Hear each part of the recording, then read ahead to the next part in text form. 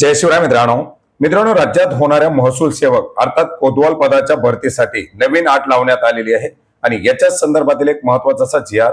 2 जून 2025 रोजी घेण्यात आलेला आहे, ज्याच्यामुळे आता कोतवाल पदाच्या भरतीसाठी लहान कुटुंबाचं प्रतिज्ञापत्र हे कंपल्सरी बंधनकारक करण्यात आलेलं आहे।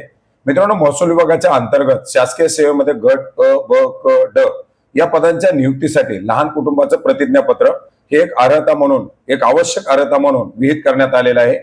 याच्यामुळे महसूल सेवक पदाच्या अर्थात कोतवालाच्या भरतीसाठी सुद्धा लहान कुटुंबाचं प्रतिज्ञापत्र ही एक आवश्यक अर्हता लागू करण्यात आलेली आहे।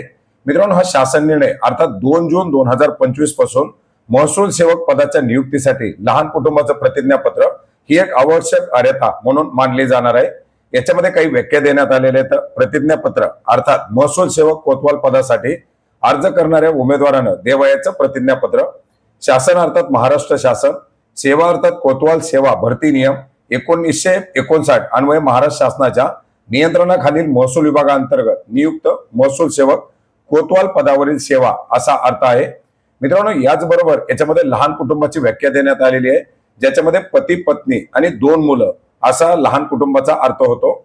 एखाद्या जोडप्याला हा शासन निर्णय अंमलात येण्याच्या दिनांकाला किंवा त्यानंतर केवळ एकच मुलं असेल तर त्याच्या बाबतीत नंतरच्या एका प्रसूतीत जन्मलेल्या कोणत्याही एकापेक्षा अधिक मुलांना एकच अपत्य म्हणून समजलं जाणार आहे।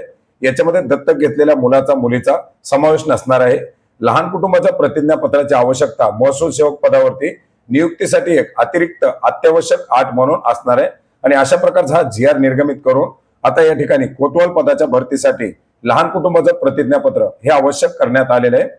मित्रांनो, याच्यासाठी लहान कुटुंबाचा प्रतिज्ञापत्राचा नमुना देखील जी.आर. सोबत जोडण्यात आलेला आहे। नमुना अ याच्यामध्ये एक प्रतिज्ञापत्र जे काही लाभार्थी, जे काही विद्यार्थी किंवा जे काही उमेदवार या कोतवाल पदाच्या भरतीसाठी अर्ज करतील अशा उमेदवाराला हा नमुना अ या ठिकाणी भरून द्यावा लागणार आहे, ज्याच्यामुळे लहान कुटुंबाची जी काही अट असणार आहे ती अट या ठिकाणी लागू होणार आहे। जिथं निवड प्रक्रिया ही हा निर्णय अंमलात येण्याच्या दिनांकापूर्वी झालेली असेल त्या ठिकाणी हा निर्णय लागू असणार नाही। फक्त नवीन भरती आणि नवीन पदासाठी हा निर्णय लागू होणार आहे। मित्रांनो, अशा प्रकारचा हा एक महत्त्वपूर्ण असा निर्णय आपण महाराष्ट्र.gov.in या संकेतस्थळावरती पाहू शकता। याची लिंक आपल्याला व्हिडिओच्या डिस्क्रिप्शन बॉक्समध्ये सुद्धा मिळेल। धन्यवाद।